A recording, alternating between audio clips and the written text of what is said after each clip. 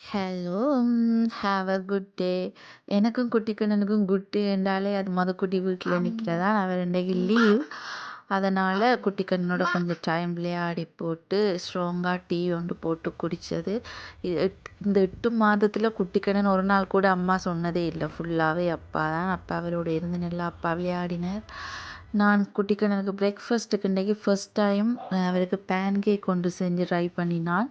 பனானாவும் oats பவுடரும் mix பண்ணி ஸ்வீட்டான ஒரு பேன் கேக். இது வரைக்கும் அவைகளுக்கு சுகர் ஆட் பண்ணல தானே, அதனால வாழைப்பழத்தில் வீட்டை பழுத்த வாழைப்பழம் அப்போ நல்ல சுகர் டேஸ்ட்டாகவே இருந்தது. எங்களுக்கு ஒரு டிஃப்ரெண்ட்டான காம்பினேஷன். உப்புமாவும் ஓம்லெட்டும் அதையும் போட்டு சாப்பிட்டு டின்னருக்கு மதுக்குட்டி நான் கேட்டவர். அது அவர்கிட்ட ஃபேவரெட்டில் உண்டு.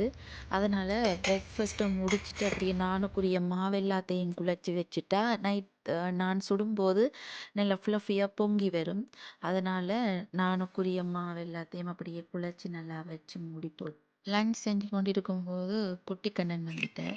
அப்போ அவருக்கு மிட் டைம் ஸ்நாக்காக வந்து கிரேப்ஸை ஃப்ரூட் நிப்ளரில் போட்டு கொடுத்து விட்டு அவர் அப்படியே சாப்பிட்டு கொண்டிருப்பேன்.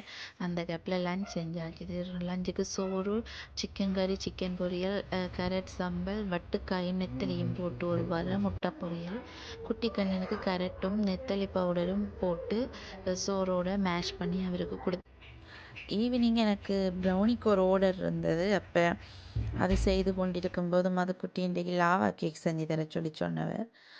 ஸோ அது பட்டர் மெல்ட் பண்ண விட்டுட்டு ப்ரௌனிக்கு லாவா கேக்கையும் செஞ்சு அப்படியே ஓவனில் வச்சு போட்டு இப்படியே ப்ரௌனிக்கு பெட்டர் ரெடி பண்ண ஸ்டார்ட் பண்ணி கொண்டிருக்கக்குள்ளேயே லாவா கேக் வந்து ரெடி ஆகிட்டுது.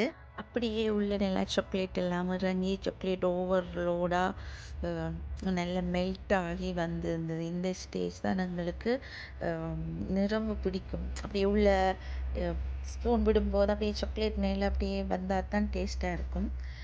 அதையும் அப்படியே எடுத்து வச்சுட்டு சுட சுட சாப்பிடாதான் லாவா கேக் நல்லா இருக்கும். அதனால் ப்ரௌனி பெட்டரை கொண்டே ஓவனில் வச்சு போட்டு மதுக்குட்டியும் நானும் சாப்பிட வலிக்கிட்டோம்.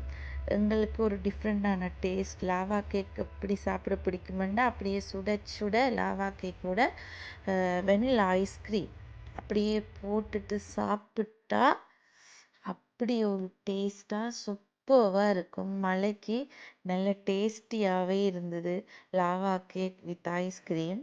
லாவா கேக் சாப்பிட்டு அப்படியே ப்ரௌனியையும் பார்த்தா ஓகேயான டைமிங் சரியாக வந்தது. அந்த ஸ்டேஜில் அதையும் அப்படியே இறக்கி போட்டு நைட் டின்னருக்கு சொன்னதானே, நானுக்கு சைட் டிஷ்ஷாக வந்து சிக்கன் ஸ்பைசி டெவில் அதுக்குரிய வெஜ் எல்லாம் அப்படியே கட் பண்ணி வச்சு அப்படியே மார்னிங் குழச்சி வச்சுருந்த நான் மாவு எடுத்து பார்த்தா அப்படியே டபுள் சைஸ் ஆகியிருந்தது.